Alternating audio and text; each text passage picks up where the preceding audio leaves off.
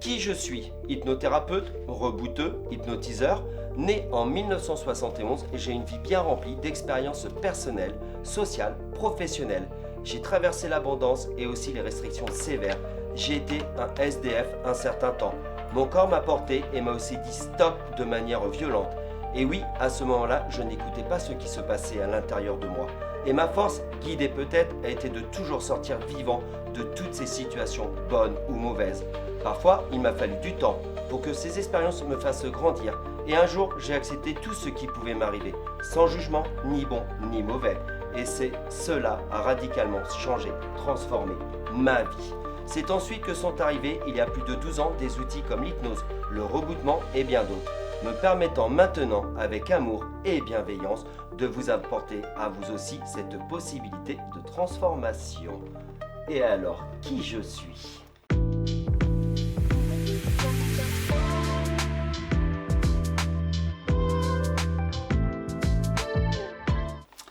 Je suis Nicolas Duval. Et effectivement, dans tout ce que ça retrace bien, on va dire, l'ensemble de toute la vie que j'ai pu vivre, le résumé a été bien fait. Je pense qu'aujourd'hui, plus que de dire qui je suis, c'est de le montrer en fait. Et je le montre aujourd'hui dans ce que je fais, dans la façon dont je fais les choses. C'est plutôt la façon dont on fait les choses qui montre qui on est. Alors, qu'est-ce que je fais? Alors moi, je vais revenir Oui. avant. Sur le texte que je viens de lire, il n'est pas de moi, mais il est de toi. Je te l'ai pris sur ton site internet. Donc ces mots sont les tiens. On est bien d'accord. Tout à fait. Et c'est aussi des mots que tu as repris parce qu'ils te parlaient bien aussi. Voilà. Et aussi, ce que je voulais revenir, c'est qu'on a tous un départ et on a tous un chemin à faire. Et quand je lis ces mots, toi, tu as commencé, comme nous tous, avec cette naissance et tu as su monter les étapes pour en arriver où tu es maintenant, où on va finir cette interview avec ça. Mais moi, ce que je voudrais savoir, c'est revenir au départ de toi. D'accord. Comment toute cette connaissance que tu vas nous apporter tout au long de cette interview, tu l'as découvert? Comment tu t'es enrichi de découvertes? Comment tu en es arrivé là aujourd'hui? C'est ça qui m'intéresse, le cœur de Nicolas Duval. Ce qui est intéressant, c'est que c'est comme une sorte de boucle en fait. C'est que jusqu'à l'âge de 11 ans, j'ai vécu comme un enfant, comme un autre, avec ses joies, faire du sport, avec ses parents, aller en vacances, ceci, cela. Et puis à l'âge de 11 ans, il m'est arrivé, j'ai eu un accident de canoë-kayak où je me suis retrouvé coincé dans un barrage et ma jambe a été aspirée et ma jambe s'est cassée. Alors tout doucement, comme ça, c'était un moment extrêmement douloureux. Et c'est seulement 40 ans plus tard, en fait, que j'ai compris ce qui s'était passé. J'ai vécu ce qu'on appelle une décorporation. À l'époque, j'avais 11 ans, même pas à peine, je crois que j'avais à peine 11 ans, je ne savais pas ce que c'était. J'étais littéralement en dehors de mon corps et je me voyais avec une petite voix, Nicolas, ça va bien se passer, ça va aller. Quelque chose qui m'a enveloppé, qui était rassurant. Et je n'avais aucune douleur et je me voyais là au sol en train de crier, en train d'hurler, la jambe cassée. Mais j'avais aucune douleur. Et je voyais les gens autour de moi, les pompiers qui sont arrivés, etc. Et ils me disaient, mais Nicolas, ça va aller, t'inquiète pas. Et moi, ça allait en fait. Je sais pas pourquoi je criais en fait. J'étais décorporé littéralement. Et à partir de, mais c'est 40 ans plus tard que je me suis rendu compte de tout ça. À ce moment-là, il a dû se passer quelque chose qui a débloqué des choses. Alors j'avais déjà une certaine sensibilité. Et je me suis mis à, je sais pas pourquoi, à vouloir poser mes mains sur des douleurs. Et ça commençait par moi. J'avais tendance à me faire pas mal d'entorses. Et je commençais à poser les mains aux endroits où ça faisait mal. Et la douleur disparaissait. Je me dis, tiens, c'est intéressant.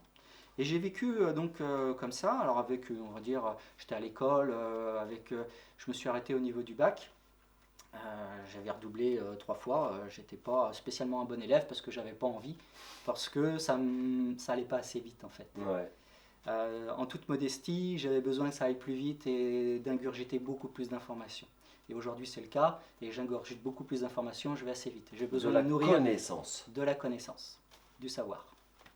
D'accord, donc cette expérience a été la première de tes expériences parmi tant d'autres, en fait. Donc tu as posé tes mains, ok, mais ensuite on t'aurait pu t'arrêter là. Qu'est-ce qui t'a fait continuer justement? Ok, l'école tu t'ennuyais, le bac, ok, ça fonctionne pas, mais après il y a eu d'autres expériences de la vie ou pas? Oui, il y a eu d'autres expériences et globalement tout assez difficiles. Je me suis retrouvé, donc je suis parti en claquant un peu la porte et puis en me faisant aussi un peu pousser de la maison. C'était un choc, ça a été difficile et je me suis retrouvé littéralement à la rue en fait. Mais j'avais un métier, je pouvais travailler et j'étais ce qu'on appelle un travailleur pauvre. Donc je dormais dehors près du cimetière parce que j'allais me laver au cimetière, c'était très pratique. Et ça a duré pendant quelques mois. Et après, de fil en aiguille, sans rien demander, les gens sont venus m'aider et puis j'ai trouvé un logement et puis les choses ont avancé comme ça. Et puis à chaque fois, il y avait comme une sorte d'auto-sabotage, fallait tout casser. Et je perdais mon boulot, etc. Donc j'ai fait énormément de jobs différents. J'étais poissonnier pendant 14 ans. J'ai fait plein de magasins, de grandes surfaces. Et j'étais responsable et je gérais les gens. Et on avait toujours, les gens, ils voulaient tous travailler avec moi. Parce que il y avait quelque chose qui se passait au niveau relationnel, c'était toujours bien. Donc déjà, il y avait ces choses-là déjà qui étaient là. Et pendant cette période-là, jusqu'à, on va dire, à l'adolescence, il se passe un peu, il y a cette transformation un peu hormonale, et où j'ai eu envie d'aller explorer des choses un peu spirituelles, et où je me suis un peu cassé les dents. Et j'ai voulu, parce que je sentais bien que j'avais quelque chose dans les mains, et j'ai voulu essayer de soigner les gens, faire des choses comme ça. Et en fait, je me suis rendu compte que je faisais mal aux gens. D'accord. Et pourquoi tu faisais mal aux gens alors? Qu'est-ce que ça veut dire pour toi faire mal aux gens? Alors, quand je posais les mains, les gens avaient des sensations, au début ça allait, et puis à un moment donné, ça leur faisait mal. Et j'ai compris, et ça je l'ai compris à peu près 20, 25 ans plus tard, le corps quand il se répare, il fait mal. En D'accord. fait, c'était efficace. Moi, je voulais apporter du bien-être aux gens. Et en fait, je leur apportais du bien-être, ça réparait les choses. Sauf que ça leur faisait mal. Et à cet âge-là, en plus on expérimentait des choses et autres, ça faisait un peu peur. Aussi. Il y avait un petit peu l'époque du spiritisme, on mettait une table et on essayait de faire Exactement. bouger la table. Ouais. Alors, est-ce que cette première partie, on peut pas dire que c'est la première phase de notre vie? Est-ce que c'est pas la phase d'apprentissage, l'adolescence, la construction, et il y a un moment, est-ce qu'on peut pas avoir le déclic, ou est-ce qu'il n'y a pas un truc qui fait que, ok, ça y est, j'ai fait le braque, je passe dans ma deuxième phase, où là tu deviens hypnothérapeute, rebouteux, et puis tout ce qui va venir ensuite. Ça a mis du temps en fait. Je pense que littéralement aujourd'hui c'est des mots qui font sens pour moi, il faut être guidé. J'ai pris des fois, bien souvent, des directions qui n'étaient pas bonnes pour moi. Et je me suis retrouvé face à des murs, mais des murs qui me disaient va pas par là, ça pique, c'est pas l'endroit où tu dois aller. Mais ça, j'en ai pris vraiment conscience à l'âge de 42 ans. Donc il a fallu quand même du temps, où je me suis retrouvé le dos brisé, toutes les vertèbres bloquées, etc. J'étais censé me faire opérer à l'époque. Je refusais les opérations parce que j'en voulais pas. Et j'étais alité pendant plusieurs mois. Et avec des souffrances telles que j'en pleurais, je me tapais la tête dans les murs, ça me faisait du bien. Pour revenir à quel D'accord, point ok. c'était une souffrance extrême. Les gens autour de moi pleuraient à me voir dans cette souffrance. Et je savais qu'il y avait, je ne savais pas d'où ça venait, donc il y avait déjà quelque chose qui venait de je ne sais pas où, que j'allais un jour rencontrer quelqu'un qui allait me sortir de là. Et effectivement, ça n'a pas mis de temps, ça a pris quelques mois. Et j'ai rencontré une personne, un rebouteux, qui m'a remis en place, et en ressortant, donc qui a poussé sur mes articulations, qui a remis les choses en place. Et dès la première séance, en fait, toutes les douleurs étaient parties. Et là, il s'est passé quelque chose là-haut. Alors, et après, ce quelque chose, il se passe quoi? Parce que c'est là notre curiosité de cette interview, c'est qu'on a tous, comme je disais tout à l'heure, cette vie d'avant, et à un moment donné, on peut avoir un éveil. Et ce que je voudrais, c'est que tu nous parles de ton éveil maintenant. Alors c'est exactement ça qui s'est passé, effectivement, il y a eu un éveil, il y a eu une prise de conscience, que quand on était... En fait, la prise de conscience a été que lorsqu'on est face à des situations où on ne voit pas d'avenir, en fait, on voit quelque chose de noir, on ne voit rien, Mm. et bien, il y a quelque chose d'autre qui est possible. Ça, mon cerveau a compris ça. Et ça a débloqué, en fait, plein de choses, parce que face à l'adversité, maintenant, et déjà ça a commencé, donc à l'époque j'avais 42 ans, euh, quand je me retrouve face à l'adversité, depuis que j'ai 42 ans, je sais que autre chose est possible. Je ne sais pas quelle forme ça va prendre, mais autre chose est possible. Alors suite à ça, j'ai demandé à cette personne-là, dès le deuxième, en fait, notre deuxième rendez-vous, s'il ne voulait pas m'apprendre. Et tout de suite, sa réponse était oui. Et là, toi, t'emmagasiné alors. Et T'as là, appris. donc Ce j'ai que, appris ce métier de rebouteuse. ce que tu n'avais pas eu à l'école quand tu étais jeune, là, on te l'a apporté, la connaissance. Cette connaissance du corps, de comment ça fonctionne, et avec des réactions assez intéressantes. Et puis en même temps, c'est une personne avec qui on échangeait beaucoup sur des plans philosophiques. On avait vraiment des discussions assez élevées en fait, Ouais. hein, très intellectuelles, avec beaucoup d'analyse, beaucoup d'expérience, des choses très factuelles. Et puis on en est venu à parler d'hypnose. Parce que j'avais aussi mes vieux démons, des choses à me calmer avec le passé, me mettre en paix par rapport à mon histoire de vie. Et ça a été radical. Parce que de fil en aiguille, je me suis trouvé que l'hypnose était effectivement, semblait à l'époque, donc on est il y a presque 15 ans maintenant, Ouais. quelque chose qui n'était pas encore très développé en France, qui semblait vraiment apporter des solutions rapides, efficaces et surtout très pragmatiques. Donc je me suis lancé là-dedans, tout simplement. Et donc j'ai écouté, je pense, des centaines d'heures de vidéos, de Ouais. formations et autres, parce qu'à l'époque j'étais routier, donc j'avais le temps. Donc j'écoutais, et en même temps j'emmagasinais cette Oui. information, je me nourrissais. J'ai lu pareil des centaines de bouquins très techniques sur les méthodes, sur toutes les formes d'hypnose qui pouvaient exister, comment on pratiquait, etc. Et puis un jour je dis il faut y aller quoi. Et donc un jour j'ai décidé, j'ai été faire une formation d'hypnothérapeute. Alors, ce qui était un peu rigolo, c'est que je suis arrivé pour faire une formation d'hypnothérapeute, mais en fait, j'aurais pu enseigner l'hypnose à toutes les personnes qui étaient là. Parce que tu l'as en toi. J'ai juste validé, en fait, Ouais. mon savoir, et j'avais besoin, on va dire, d'un papier à l'époque pour pouvoir ouvrir un cabinet. Mais c'était moi avec moi à l'époque. Mais alors justement, est-ce qu'on peut pas dire que c'est toutes nos connaissances d'avant qu'on a emmagasinées, qu'on a pris et on était peut-être fait pour ça et qui amène à ça aujourd'hui, à ce que tu donnes aux gens. Mais cet élément déclencheur, tout ce que la vie nous amène, parce que beaucoup de gens sont dans ton cas, sont dans mon cas, où on se rend compte qu'il y a des choses et il y a un moment, eh ben on y va et on n'a peut-être plus peur alors. Ou simplement, c'est le moment, c'est le déclic, l'apprentissage est fait. Et tu peux peut-être maintenant, si on parlait plus ouvertement avec les gens, plus facilement et les aider, les accompagner dans tout ça. Alors, je voudrais juste revenir sur quelque chose. Il y a parlé de... C'est la conscience qui nous permet de faire un choix. En bouddhisme, on appelle ça, toutes nos expériences de vie, on appelle ça la conscience accumulée. C'est-à-dire que toutes les expériences de vie qu'on fait font qu'on est la personne qu'on est aujourd'hui. Bien. Et il y a un moment donné, cette conscience vient s'accumuler. Mais si on n'en fait rien, elle s'accumule, elle a un peu mélangé, et on est plus dans notre présent porté par l'histoire de vie qu'on a derrière. Il y a un moment donné, quand on prend conscience de l'être qu'on est en fait, qu'on prend conscience de l'histoire de vie qu'il y a derrière nous, on peut faire ce choix en fait, dire ok, maintenant je vais ranger les choses, je vais mettre un peu d'ordre. J'ai vécu ça, je suis en paix avec ça, c'est ok. Et on va pouvoir, parce qu'on est conscient en fait, c'est vraiment, on a besoin d'avoir conscience. La conscience, c'est j'ai conscience de qui je suis en fait. La conscience a conscience d'elle-même. Et là, elle existe. Et à partir de ce moment-là, elle peut faire des choix. Autrement, on ne fait que subir la vie. Et à partir du moment où on fait ces choix, on peut très bien se retrouver être en prison, mais être libre en fait. On prend Nelson Mandela, qui est un bel exemple. Il a transformé le monde, mais il était libre en fait, à l'intérieur de lui. Et c'est cette conscience qui a permis de faire émerger des comportements, des actions qui lui ont permis d'aller prendre une autre direction. Moi, c'est ce qui m'est arrivé. Donc ça a mis du temps, ça a mis, on va dire, de 42 ans jusqu'à 48, 50 ans à peu près, jusqu'à ce qu'à un moment donné, cette conscience ait pleinement conscience de qui elle était et puisse en fait se libérer complètement de toute cette conscience accumulée.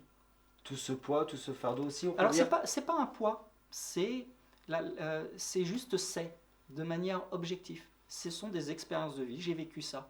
Si à partir du moment où je vais porter des jugements sur qui j'étais ou sur cette expérience de vie, je porte des jugements sur moi en fait. Oui. Et ça va encore m'enraciner vers le bas et je ne vais pas pouvoir avancer. Moi, si je veux me libérer, c'est juste rentrer dans cette acceptation.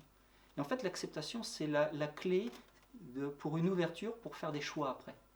Parce qu'après, ayant plus rien qui me rattache, on va dire, à la terre, qui m'empêche de me mouvoir, je vais pouvoir me dire, tiens, j'ai envie d'aller par là, j'ai envie de prendre cette direction-là.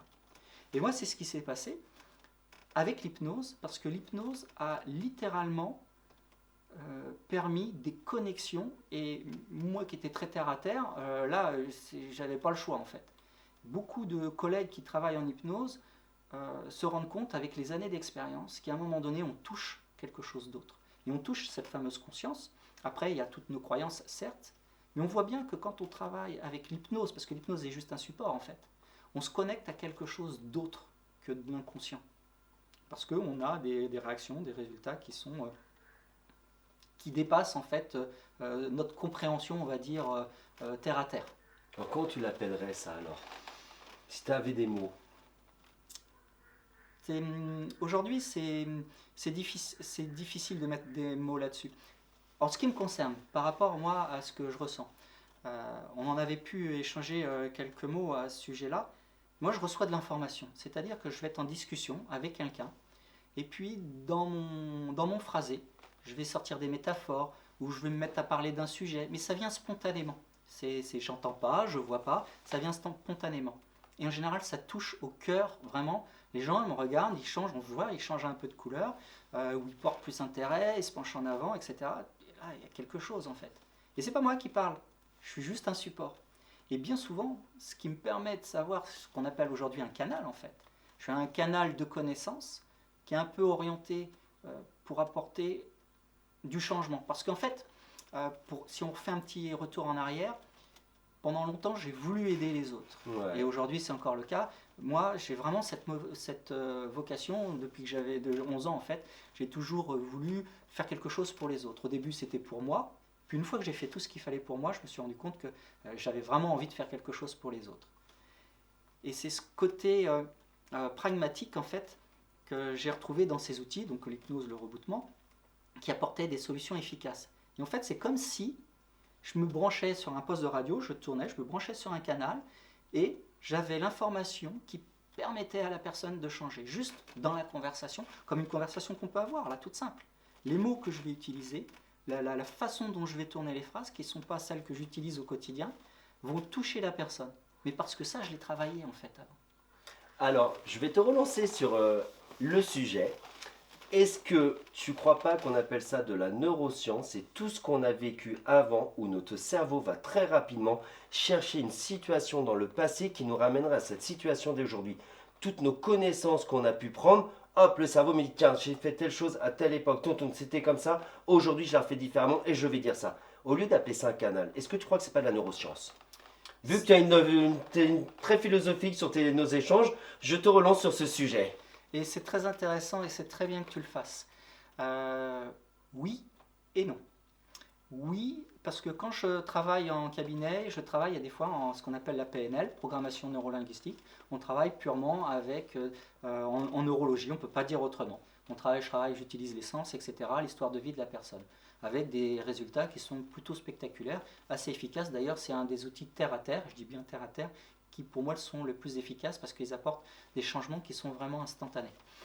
Souvent d'ailleurs à ce sujet-là, je ne demande pas aux gens de me croire, je demande juste de vivre l'expérience et après on en parle. Oui, notre cerveau, je vois bien qu'avec le travail que je fais, a des capacités, on voit bien qu'on utilise peu, il est capable de beaucoup de choses et il est capable de comportements, de stratégies très évoluées, effectivement. Il y a des fois, et c'est là que ça met le doigt sur quelque chose qui a autre chose en fait. C'est-à-dire que j'ai des clients à l'étranger, des clients que je ne peux pas avoir en visio, ou que j'ai que par téléphone, ou j'ai des gens qui me demandent est-ce que vous ne pouvez pas travailler sur ma grand-mère, ou j'ai quelqu'un là qui est malade, ou j'ai mon enfant qui ne va pas bien. On fait ce qu'on appelle en hypnose de travail par procuration. Donc, soit on passe par quelqu'un, soit s'il n'y a personne, ça passe à travers moi. Donc moi, j'ai absolument aucune information par rapport à la personne. En général, les gens me demandent, et ça me fait un peu sourire, est-ce que vous voulez une photo, truc comme ça. Je dis, je suis pas médium, je fais pas de gris-gris, de choses comme ça. Il y a des gens qui savent très bien le faire. Non, c'est pas ça. Souvent, moi, je demande, j'ai juste besoin du nom, du prénom pour savoir à qui je m'adresse, en fait, effectivement, pour pouvoir le nommer. Et je vais me mettre en auto-hypnose, en fait, et je vais m'adresser à la personne directement. En auto-hypnose, je vais demander ce qu'on appelle, nous, par procuration, une connexion à la personne. Et donc, ça marche avec les personnes, avec les animaux, avec les plantes, et aussi les lieux, aussi étrange que ça puisse paraître. Et je vais aller demander, est-ce qu'il y a quelque chose qui affecte la personne, quelque chose qui la dérange? Souvent, la réponse est oui, puisque c'est le cas. Et je vais demander, est-ce qu'on peut faire quelque chose? Est-ce qu'on peut changer, modifier, transformer, clarifier des choses pour apporter toujours un mieux-être ou plus de confort. Et c'est là où ça devient intéressant, c'est par rapport aux résultats que ça procure. Aujourd'hui, en toute modestie, je n'ai jamais eu pas de résultat. Il se passe toujours quelque chose. Et il se passe d'autant plus quelque chose quand les gens concernés ne sont pas au courant. C'est-à-dire que ça m'est arrivé de faire, par exemple, pour des personnes qui étaient à l'hôpital, qui étaient malades, par l'intermédiaire de l'un de leurs enfants, qui ne leur dit pas qu'il m'a contacté. Et pendant qu'on fait la séance, il se passe des choses. Et quand la personne, moi ce que je propose aux gens, c'est quand vous ne dites rien, quand vous retournez voir votre proche, observez-le simplement et regardez qu'est-ce qui a changé. Et c'est là qu'on se rend compte que la personne se remet par exemple à bouger ou se remet à dialoguer ou sa souffrance, si on l'a fait évaluer avant, on se rend compte qu'elle a baissé par exemple, si elle était de 1 à 10, elle a baissé de 2-3 points. Alors que les médicaments ne faisaient plus rien, alors que tout ce qu'on pouvait faire, les paroles ne l'apaisaient pas en fait. On voit bien qu'il se passe quelque chose qui nous dépasse. Donc on peut dire de l'énergie. Une énergie, on peut aller aussi sur l'humidité, l'eau en fait dans l'air qui transmettrait l'élément, qui fait qu'il y va.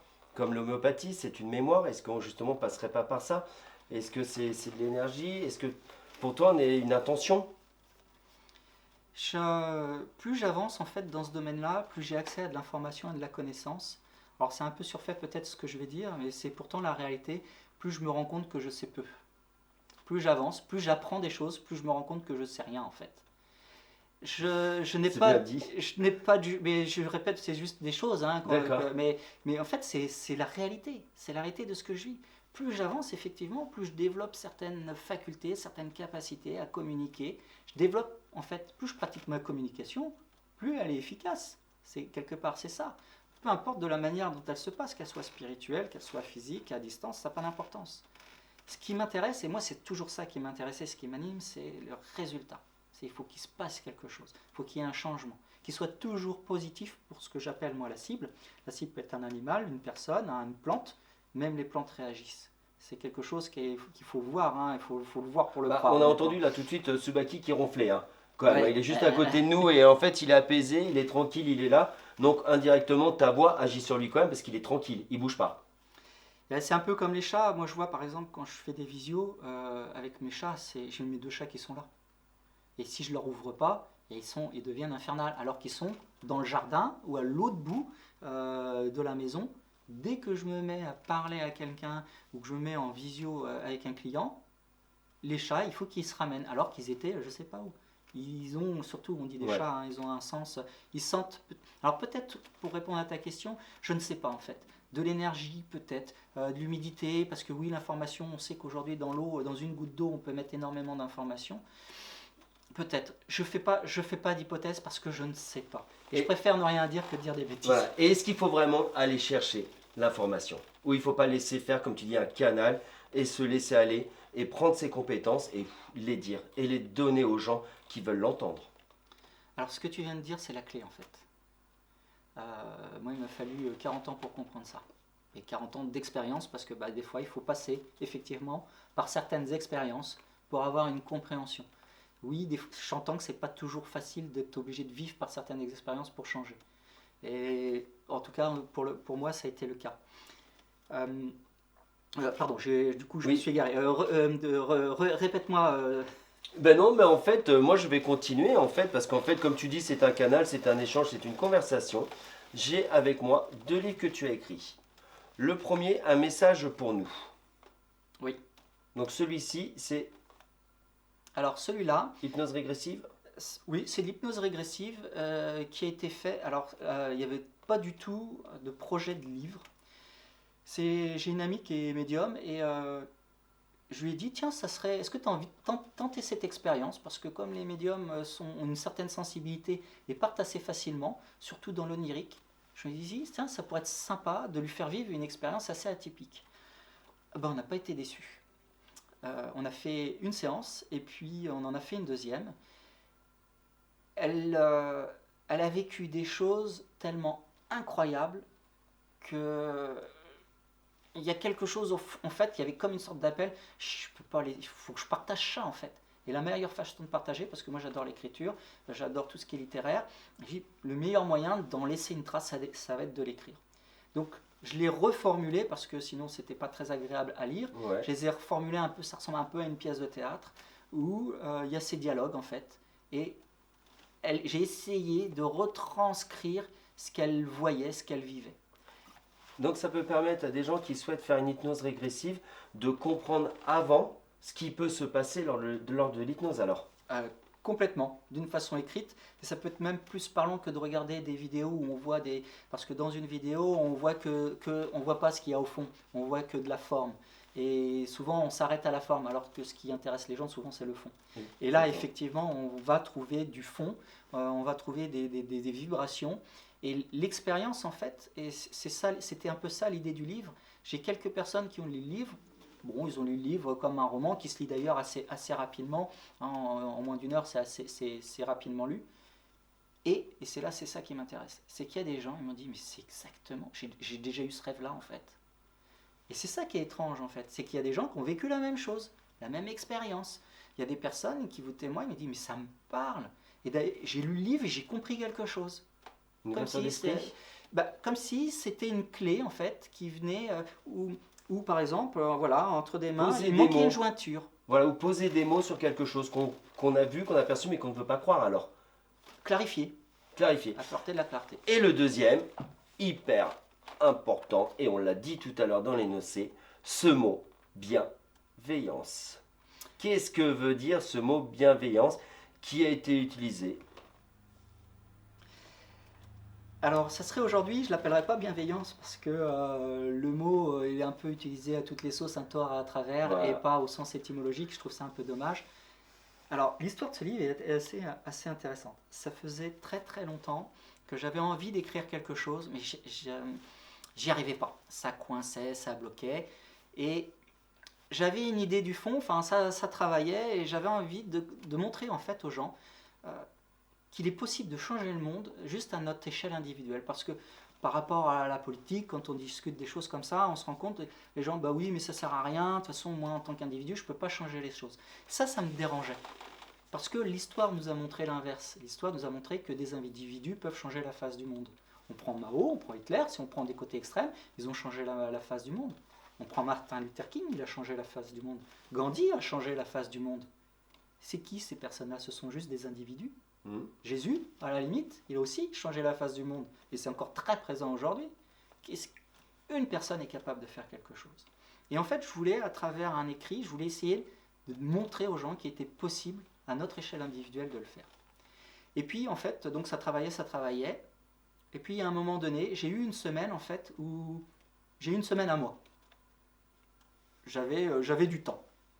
Et j'ai commencé. Et je dirais que ce livre-là, en fait, je l'ai plus canalisé parce que des fois, je le relis ouais. Régulièrement. Et je dis, mais c'est pas mon style. J'ai l'impression de lire le livre de quelqu'un d'autre.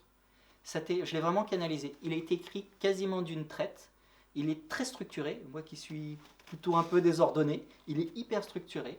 Et avec il reprend des exemples que j'utilise, des mots que j'utilise. Il y a beaucoup de « imaginez que vous êtes ceci, imaginez que vous êtes cela ». Ça, c'est des techniques d'hypnose pour nous immerger dans quelque chose, en fait, dans le changement. Et effectivement, dedans, il y a plein de conseils pratiques. Vous pouvez faire ceci, cela. Ce sont que des propositions. Les qualités d'un leader bienveillant et comment les cultiver. Ouais. Je tombe dessus. Les qualités d'un leader. Souvent, un leader, c'est pas le meilleur rôle non plus, mais un leader peut être bienveillant et comment les cultiver. Et ça, c'est quelque chose en fait qui m'a été... Alors je pense qu'il y a peut-être cet aspect neurologique dont on parlait. J'avais lu un livre du Dalai Lama qui était extrêmement intéressant et qui parlait de capitalisme altruiste. On se dit là, c'est deux mots qui ne vont pas ensemble. Et en fait, ce qu'on ne sait pas, c'est que nos amis bouddhistes font beaucoup de recherches, justement de comportementales, etc. Et ils ont fait des études sur le capitalisme altruiste. Et en fait, ça marche. C'est-à-dire qu'on peut aller dans une économie, alors développement durable, qui est un mot hérétique en fait, on ne peut pas se développer durablement. On peut se recycler, on peut avoir une économie en harmonie, en équilibre, mais pas durable. C'est pas un mot qui va avec. Ouais. Après, ça peut se discuter. Et à l'intérieur de ça, on parle d'harmonie justement, on parle d'éthique, on parle d'altruisme. Et un leadership, quelqu'un qui dirige une équipe avec une forme, alors l'idée c'est un petit peu ça, mais de récompense. Oui, je te vois, oui, je reconnais, oui, j'ai vu ton travail. Qu'est-ce qu'on attend tous, nous, en tant qu'être humain, c'est d'être vu et reconnu par l'autre. La reconnaissance. Et simplement, sans donner spécialement des choses matérielles, mais juste parce que c'est ça la richesse, c'est les choses de l'esprit. Oui, j'ai vu ton travail, j'ai vu ce que ça a produit, et ça me met en joie. C'est la plus belle récompense en fait qu'on peut recevoir. En dehors du fait, bien sûr, qu'on a bien sûr besoin d'un salaire pour se nourrir, pour nourrir sa famille, etc. Mais si on enlève ça mis à part, imaginez un responsable, un supérieur dans une équipe, par exemple en grande surface, parce que j'ai travaillé aussi, j'ai travaillé 15 ans comme chef de rayon poissonnier en grande surface. Si vous avez votre chef qui vient vous dire, là, le travail, c'était super, quoi. Même aujourd'hui, peut-être, on n'a pas fait une belle journée. Mais alors, quelle ambiance! Qu'est-ce que c'était plaisant de travailler avec vous aujourd'hui! D'entendre ça, ça vous transforme. Vous rentrez chez vous, vous avez quoi? Quand vous retournerez le lendemain au travail, vous y allez avec le sourire et l'envie. Ouais. Et là, on est vraiment dans l'altruisme. Et cette envie, vous allez la communiquer aux gens qui vont avoir une interaction avec vos clients, avec vos collègues. Et on change le monde. C'est bien vrai, Nicolas. Alors justement, toutes les personnes qui vont vouloir venir te découvrir, avoir toutes ces informations-là, comment elles font pour te trouver en fait maintenant? Alors pour me trouver, aujourd'hui ça devient un petit peu plus facile parce qu'il y a les référencements, ce qu'on appelle Google. Il suffit simplement de taper mon nom Duval Nicolas sur Internet. Alors assez étrangement, le nom Duval Nicolas a aussi le sens des noms et des prénoms. Vous allez trouver plein de Duval Nicolas. On va trouver des cinéastes, on va trouver des chercheurs, des scientifiques, on va trouver des littéraires. Et je dirais, je suis un peu de tout ça. C'est assez étrange. Et c'est marrant parce que dans le prénom, en fait, quand on dit on a choisi son prénom, c'est un peu étrange. Mais effectivement, on retrouve un peu des choses. Bon, là, tu as trouvé ton prénom. Donc de la source jusque dans le ventre de ta maman, voilà. Tu as choisi, c'est ce qu'on dit normalement, tu choisis qui tu es. Des choses auxquelles j'adhérais pas du tout avant. C'est ça qui est incroyable en fait. Et c'est juste en observant qu'on se rend compte, et oui, effectivement, il y a des choses autres. Donc on peut me retrouver, j'ai une page Facebook, Duval Nicolas. On peut me retrouver sur Instagram avec Ancoli. Ancoli, c'est le nom d'une fleur, et c'est l'anagramme de Nicolas. D'accord. Et de Nicole. Nicole, le nom de ma mère. Ok. C'est beau. Mais en fait, comment m'est venu? C'est parce que je cherchais, parce que Duval Nicolas, c'était pris vu qu'il y en avait plein. Ouais. Dans mon jardin, j'ai plein de fleurs.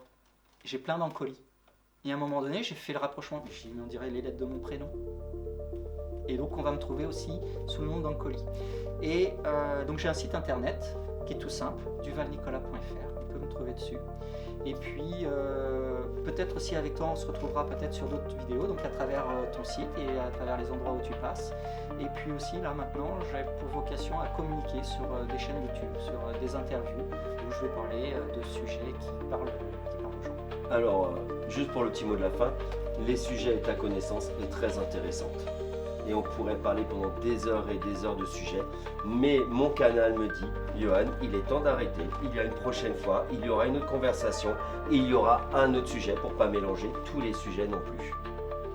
Eh ben, j'étais ravi, Johan. Aussi, voilà. Ça m'a fait très plaisir. Et je vois que ça t'émeut. Voilà, et j'ai été obligé de canaliser là, maintenant.